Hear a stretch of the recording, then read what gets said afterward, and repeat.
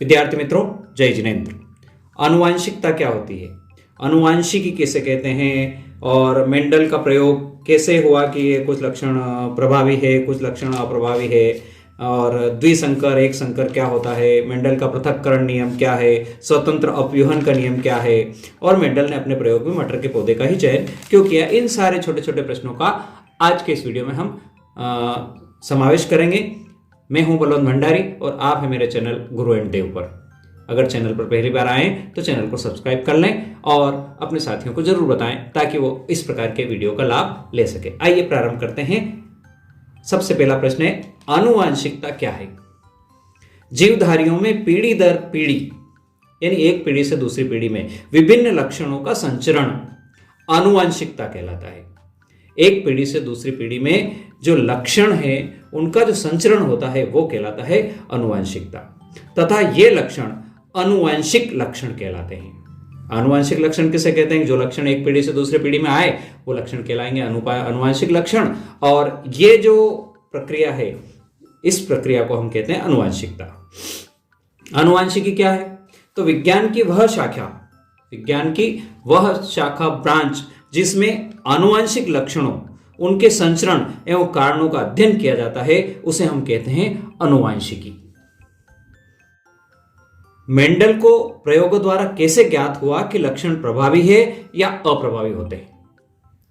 Mendel ने अपने प्रयोगों में देखा कि संकरण करने पर कुछ गुण प्रदर्शित होते हैं तथा कुछ गुण छिप जाते हैं। यानी एक पीढ़ी से दूसरी पीढ़ी में कुछ गुण तो होते हैं जो प्रदर्शित हो जाते हैं और कुछ गुण जो हैं वो छिप जाते हैं। जो गुण प्रदर्शित होते हैं वे कहलाएंगे प्रभावी गुण तथा जो छिप जाते हैं वो होते हैं अप्रभावी गुण। प्रभावी लक्षण और अप्रभावी लक्षण क्या होते हैं? जब विपरीत लक्षणों के जोड़ों में क्रॉस कराया जाता है, जब विपरीत लक्षणों के जोड़ों में क्रॉस कराया जाता है तो पहली पीढ़ी में यानी फर्स्ट जो पीढ़ी आई है उसमें जो गुण लक्षण प्रदर्शित होते हैं वो कहलाएंगे प्रभावी लक्षण, तथा पहली पीढ़ी में जो लक्षण छिप जाता है या छिपा रहता है वो कहलाएगा अप्रभावी लक्षण।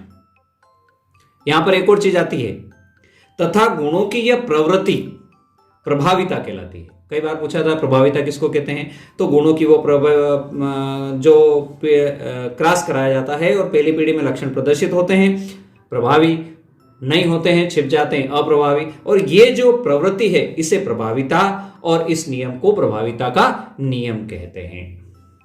द्विसंकर और एक संकर क्रॉस क्या होता है? आनुवांशिकता में एक संकर और द्विसंकर क्या होता है? एक विपरीत लक्षण को साथ लेकर अगर क्रॉस कराया जाता है, एक विपरीत लक्षण को साथ लेकर कराए गए संकरण को एक संकर क्रॉस कहते हैं। ये यदि दो विपरीत लक्षणों को साथ लेकर कराए गए संकरण को द्विसंकर क्रॉस कहते हैं। मेंडल का पृथक्करण नियम क्या है? जब युग्मकों के निर्माण के समय, जब युग्मक का निर्माण होता है उस समय दो एलीलीय जोड़े पृथक पृथक हो जाते हैं और एक युग्मक में एक ही जोड़ा जाता है। जब युग्मकों का निर्माण हो रहा हो उस समय दो एलीलीय जोड़े जो हैं वो पृथक पृथक हो जाते हैं और एक युग्मक में एक ही जोड़ा जाता है। जीन की यह प्रवृत्ति पृथक्करण कहलाती है। जीन के अंदर जो ये प्रवृत्ति है, नेचर है, ये पृथक्करण कहलाता है तथा इस नियम को पृथक्करण का नियम कहते हैं। मेंडल के स्वतंत्र अपव्यूहन का नियम क्या है?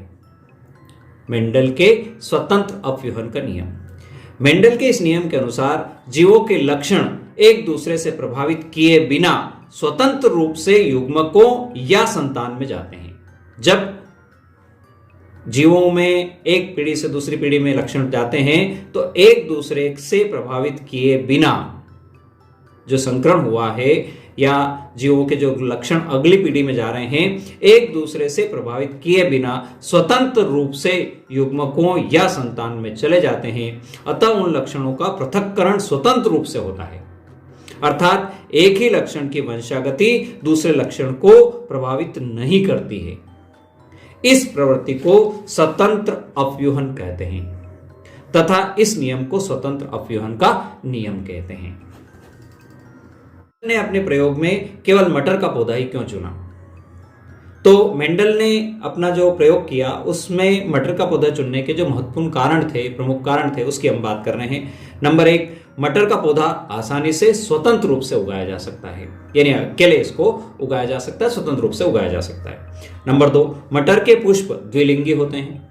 यहां पर जो मटर का पुष्प होता है वो द्विलिंगी होता है। मटर के पौधे में अनेक विरोधी गुण पाए जाते हैं। मटर में कृत्रिम रूप से पर परागण द्वारा आसानी से संकरण कराया जा सकता है, यानी बाहर से भी इसको पर परागण आसानी से कराया जा सकता है। स्वनिषेचन के कारण मटर के पौधे समयुग्मजी होते हैं, अतः पीढ़ी दर पीढ़ी के ये शुद्ध लक्षण वाले होते हैं। इन्हीं कारणों के कारण मेंडल ने अपने प्रयोग में मटर का पौधा लिया। मेंडल के नियमों का क्या महत्व है, यानी क्या ऐसे महत्व हैं जो मेंडल के नियमों को महत्वपूर्ण करते हैं।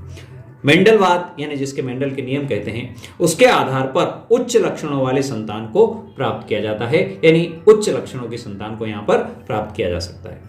रोग प्रतिरोधी पौधों की किस्मों का विकास किया जा सकता है, यानी ऐसी किस्में पैदा की जा सकती है जो रोगों की प्रतिरोधकता को कर सकते हैं, यानी स्वयं रोगों को प्रतिरोध कर सके। उन्नत किस्में बनाकर उत्पादन में वृद्धि की जा सकती है, यानी बहुत अच्छी किस्में बनाकर उत्पादन में वृद्धि की जा सकती है। आनुवंशिक रोगों की खोज एवं उनके निदान में सहायता मिलती है, यानी आनुवंशिक रोगों की जो खोज है वो करके उनके निदान में भी इस मेंडल के नियमों से मदद मिलती है। जंतुओं की अच्छी नस्लें पैदा करने में सहायता मिलती है, यानी मेंडल के नियमों से, मेंडलवाद के आधार पर जंतुओं की अच्छी नस्लें पैदा करने में सहायता मिलती है। वीडियो आपने अंत तक देखा उसके लिए बहुत बहुत धन्यवाद। ओके, जय जिनेंद्र।